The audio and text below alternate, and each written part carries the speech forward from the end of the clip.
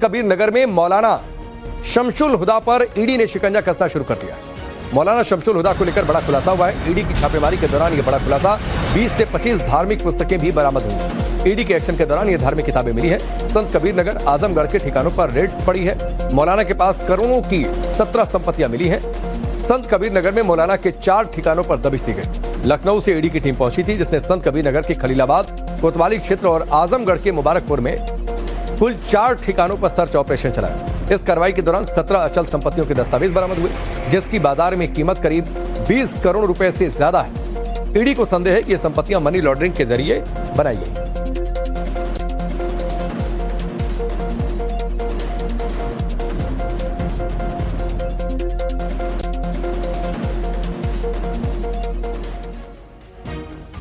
मौलाना के खिलाफ एटीएस की जांच में सामने आया कि मौलाना शमसुल हुदा खान 2007 से ही संदिग्ध गतिविधियों में शामिल है। इस्लामी प्रचार के नाम पर वो पाकिस्तान के कई शहरों में जाता था। वहां के मौलवियों, धार्मिक संगठनों के संपर्क में भी था। भारत में वो जम्मू कश्मीर के अलगाववादी नेताओं और कुछ संदिग्ध व्यक्तियों के संपर्क में रहा। विदेशों से फंडिंग मिली, जिसका उसने इस्तेमाल स्रोत को छिपाने के लिए भी किया। अलग अलग इनकम सोर्सेस के थे। तो मौलाना का ये पूरा नेटवर्क अब ईडी के रडार पर है। कहां से कितने पैसे आए, कितनी संपत्तियां इकट्ठा की, कैसे हवाला का पैसा उस तक पहुंचा, बहुत सारी बातें हैं जिसकी जांच चल रही है। इस बीच एक और बड़ी खबर है, पैतृक घर की रेड में कई पहचान पत्र मिले हैं।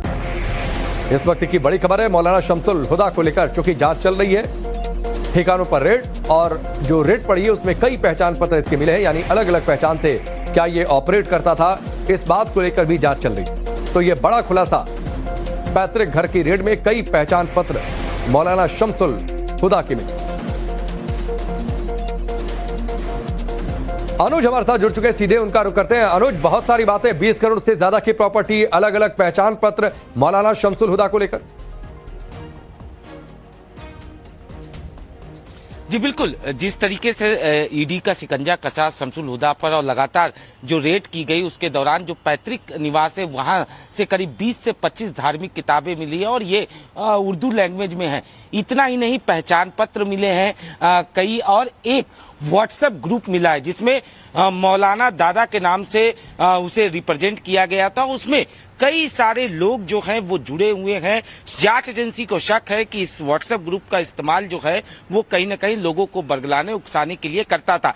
जांच के दौरान ये बात भी सामने आई है, ईडी को कई दस्तावेज मिले हैं जिससे साफ पता चलता है कि किस तरीके से उसने, चूंकि 2013 में उसने यूके की नागरिकता ले ली थी, लेकिन बावजूद इसके उसने भारतीय पहचान पत्र से कई सारी जमीनें खरीदी जहां उसने मदरसों का निर्माण कराया। और इसके लिए जो फंडिंग की गई थी वो कहीं न कहीं विदेशों से फंडिंग के सबूत मिले, और संदिग्ध फंडिंग जो है जिसको कहा जा सकता है उसके सबूत जो है साफ तौर पे मिले हैं, जिसको लेकर जांच की जा रही है। कई हैं जिससे साफ पता चलता है कि किस तरीके से जो मौलाना शमसुल हुदा है वो नागरिकता के बावजूद, चूंकि ब्रिटिश नागरिकता उसने ले रखी थी, बावजूद इसने 2017 में विधानसभा इलेक्शन में उसने वोटिंग की। इसके अलावा वो तमाम गतिविधियां जो है भारतीय पहचान पत्र से करता रहा, जबकि उसके पास नागरिकता यूके की हो चुकी थी। इसके अलावा वो कहीं न कहीं सरकारी लाभ यानी वेतन और पेंशन जो है वो भी लेता रहा, जबकि उसके पास भारतीय नागरिकता उस दौरान। अनुज, ये एक बहुत बड़ी कॉन्स्पिरेसी, यूके की नागरिकता, एनजीओ का गोरख धंधा, उसकी जांच जरूरी, कई पहचान पत्र, फिर यहां पर वोटिंग, फिर यहां पर सैलरी, ये बहुत सारी बातें हैं। ये बहुत सामान्य घटना नहीं, एक बहुत विस्तृत जांच की जरूरत, और इसके पीछे कितनी बड़ी कॉन्स्पिरेसी है इसका पता लगाना भी बहुत जरूरी है। जी बिल्कुल, और यही वजह है कि जांच एजेंसी लगातार शमसुल हुदा को लेकर जांच कर रही है। ईडी की जांच में कई सारी बैंक खातों का पता चला है, जिससे साफ पता चलता है कि किस तरीके से जो फंडिंग थी वो विदेशों से हुई, किस तरीके से इसने जो पैसा है वो रूट किया, मदरसों का निर्माण कराया, जहां पर आरोप एटीएस की जांच में ये लगा था कि कैसे वो गरीब लोगों को बहला फुसला कर धर्म परिवर्तन करवाने की कोशिश करता था। इतना ही नहीं, संदिग्ध गतिविधियों में में भी मौलाना का नाम जो है वो सामने आया था। और अब कहीं न कहीं जिस तरीके से बैंक खातों की जो डिटेल मिली है, करीब 5.5 करोड़ के आसपास लेन देन का पता चला है। इससे साफ पता चलता है कि किस तरीके से मौलाना के जो मंसूबे थे वो पूरी तरीके से सही नहीं थे और लगातार वो अवैध गतिविधियों को अंजाम दे रहा था। फिलहाल ईडी जो है इस पूरे मामले में कार्रवाई कर रही है। जो दस्तावेज मिले हैं उसे और ज्यादा खंगाला जा रहा है। करीब 17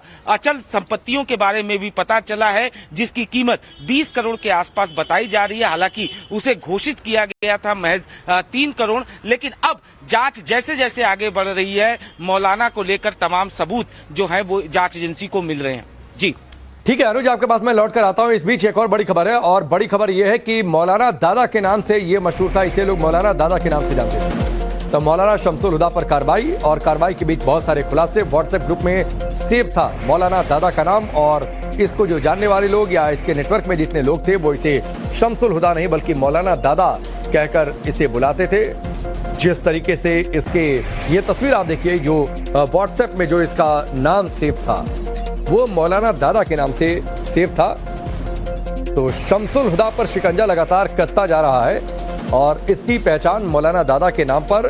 और अनुज, एक बात और है, इसका जो पैटर्न था धार्मिक किताबों का इस्तेमाल करना, ये पूरी तरीके से जाकिर नाइक के नक्शे कदम पर चल रहा था मौलाना दादा।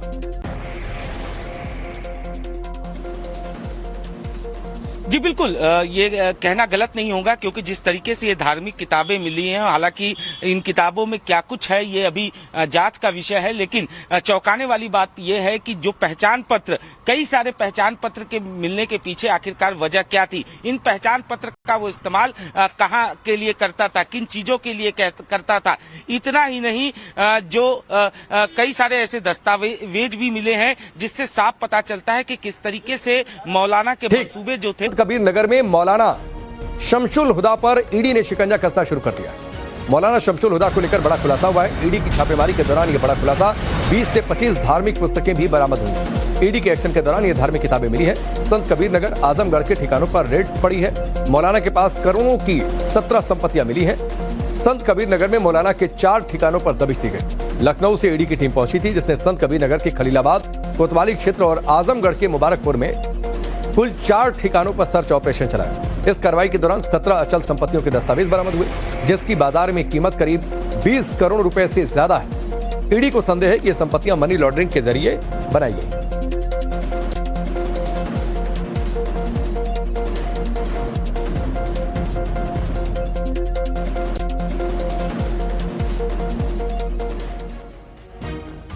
मौलाना के खिलाफ एटीएस के जांच में सामने आया कि मौलाना शमसुल हुदा खान 2007 से ही संदिग्ध गतिविधियों में शामिल है। इस्लामी प्रचार के नाम पर वो पाकिस्तान के कई शहरों में जाता था। वहां के मौलवियों, धार्मिक संगठनों के संपर्क में भी था। भारत में वो जम्मू कश्मीर के अलगाववादी नेताओं और कुछ संदिग्ध व्यक्तियों के संपर्क में रहा। विदेशों से फंडिंग मिली, जिसका उसने इस्तेमाल स्रोत को छिपाने के लिए भी किया। अलग अलग इनकम सोर्सेस के थे। तो मौलाना का ये पूरा नेटवर्क अब ईडी के रडार पर है। कहां से कितने पैसे आए, कितनी संपत्तियां इकट्ठा की, कैसे हवाला का पैसा उस तक पहुंचा, बहुत सारी बातें हैं जिसकी जांच चल रही है। इस बीच एक और बड़ी खबर है, पैतृक घर की रेड में कई पहचान पत्र मिले हैं। इस वक्त की बड़ी खबर है, मौलाना शमसुल हुदा को लेकर चूंकि जांच चल रही है, ठिकानों पर रेड, और जो रेड पड़ी है उसमें कई पहचान पत्र इसके मिले हैं, यानी अलग अलग पहचान से क्या ये ऑपरेट करता था, इस बात को लेकर भी जांच चल रही है। तो ये बड़ा खुलासा, पैतृक घर की रेड में कई पहचान पत्र मौलाना शमसुल हुदा के मिले। अनुज हमारे साथ जुड़ चुके हैं, सीधे उनका रुख करते हैं। अनुज, बहुत सारी बातें, 20 करोड़ से ज्यादा की प्रॉपर्टी, अलग अलग पहचान पत्र मौलाना शमसुल हुदा को लेकर। जी बिल्कुल, जिस तरीके से ईडी का शिकंजा कसा शमसुल हुदा पर और लगातार जो रेड की गई उसके दौरान जो पैतृक निवास है वहां से करीब 20 से 25 धार्मिक किताबें मिली है, और ये उर्दू लैंग्वेज में है। इतना ही नहीं, पहचान पत्र मिले हैं कई, और एक व्हाट्सएप ग्रुप मिला है जिसमें मौलाना दादा के नाम से उसे रिप्रेजेंट किया गया था। उसमें कई सारे लोग जो हैं वो जुड़े हुए हैं। जांच एजेंसी को शक है कि इस व्हाट्सएप ग्रुप का इस्तेमाल जो है वो कहीं न कहीं लोगों को बरगलाने, उकसाने के लिए करता था। जांच के दौरान ये बात भी सामने आई है, ईडी को कई दस्तावेज मिले हैं जिससे साफ पता चलता है कि किस तरीके से उसने, चूंकि 2013 में उसने यूके की नागरिकता ले ली थी, लेकिन बावजूद इसके उसने भारतीय पहचान पत्र से कई सारी जमीनें खरीदी जहां उसने मदरसों का निर्माण कराया, और इसके लिए जो फंडिंग की गई थी वो कहीं ना कहीं विदेशों से फंडिंग के सबूत मिले, और संदिग्ध फंडिंग जो है जिसको कहा जा सकता है उसके सबूत जो है साफ तौर पे मिले हैं, जिसको लेकर जांच की जा रही है। कई हैं जिससे साफ पता चलता है कि किस तरीके से जो मौलाना शमसुल हुदा है वो नागरिकता के बावजूद, चूंकि ब्रिटिश नागरिकता उसने ले रखी थी, बावजूद इसने 2017 में विधानसभा इलेक्शन में उसने वोटिंग की। इसके अलावा वो तमाम गतिविधियां जो है भारतीय पहचान पत्र से करता रहा, जबकि उसके पास नागरिकता यूके की हो चुकी थी। इसके अलावा वो कहीं ना कहीं सरकारी लाभ यानी वेतन और पेंशन जो है वो भी लेता रहा, जबकि उसके पास भारतीय नागरिकता उस दौरान। अनुज ये एक बहुत बड़ी कॉन्स्पिरेसी, यूके की नागरिकता, एनजीओ का गोरख धंधा, उसकी जांच जरूरी, कई पहचान पत्र, फिर यहां पर वोटिंग, फिर यहां पर सैलरी, ये बहुत सारी बातें हैं। ये बहुत सामान्य घटना नहीं, एक बहुत विस्तृत जांच की जरूरत, और इसके पीछे कितनी बड़ी कॉन्स्पिरेसी है इसका पता लगाना भी बहुत जरूरी है। जी बिल्कुल, और यही वजह है कि जांच एजेंसी लगातार शमसुल हुदा को लेकर जांच कर रही है। ईडी की जांच में कई सारी बैंक खातों का पता चला है, जिससे साफ पता चलता है कि किस तरीके से जो फंडिंग थी वो विदेशों से हुई, किस तरीके से इसने जो पैसा है वो रूट किया, मदरसों का निर्माण कराया, जहां पर आरोप एटीएस की जांच में ये लगा था कि कैसे वो गरीब लोगों को बहला फुसलाकर धर्म परिवर्तन करवाने की कोशिश करता था। इतना ही नहीं, संदिग्ध गतिविधियों में भी मौलाना का नाम जो है वो सामने आया था, और अब कहीं न कहीं जिस तरीके से बैंक खातों की जो डिटेल मिली है, करीब 5.5 करोड़ के आसपास लेन देन का पता चला है। इससे साफ पता चलता है कि किस तरीके से मौलाना के जो मंसूबे थे वो पूरी तरीके से सही नहीं थे, और लगातार वो अवैध गतिविधियों को अंजाम दे रहा था। फिलहाल ईडी जो है इस पूरे मामले में कार्रवाई कर रही है। जो दस्तावेज मिले हैं उसे और ज्यादा खंगाला जा रहा है। करीब 17 अचल संपत्तियों के बारे में भी पता चला है, जिसकी कीमत 20 करोड़ के आसपास बताई जा रही है। हालांकि उसे घोषित किया गया था महज 3 करोड़, लेकिन अब जांच जैसे जैसे आगे बढ़ रही है, मौलाना को लेकर तमाम सबूत जो है वो जांच एजेंसी को मिल रहे हैं। जी ठीक है अनुज, आपके पास मैं लौट कर आता हूं। इस बीच एक और बड़ी खबर है, और बड़ी खबर यह है कि मौलाना दादा के नाम से ये मशहूर था, इसे लोग मौलाना दादा के नाम से जानते थे। तो मौलाना शमसुल हुदा पर कार्रवाई, और कार्रवाई के बीच बहुत सारे खुलासे। व्हाट्सएप ग्रुप में सेव था मौलाना दादा का नाम, और इसको जो जानने वाले लोग या इसके नेटवर्क में जितने लोग थे वो इसे शमसुल हुदा नहीं बल्कि मौलाना दादा कहकर इसे बुलाते थे। जिस तरीके से इसके ये तस्वीर आप देखिए, जो व्हाट्सएप में जो इसका नाम सेव था वो मौलाना दादा के नाम से सेव था। तो शमसुल हुदा पर शिकंजा लगातार कसता जा रहा है, और इसकी पहचान मौलाना दादा के नाम पर।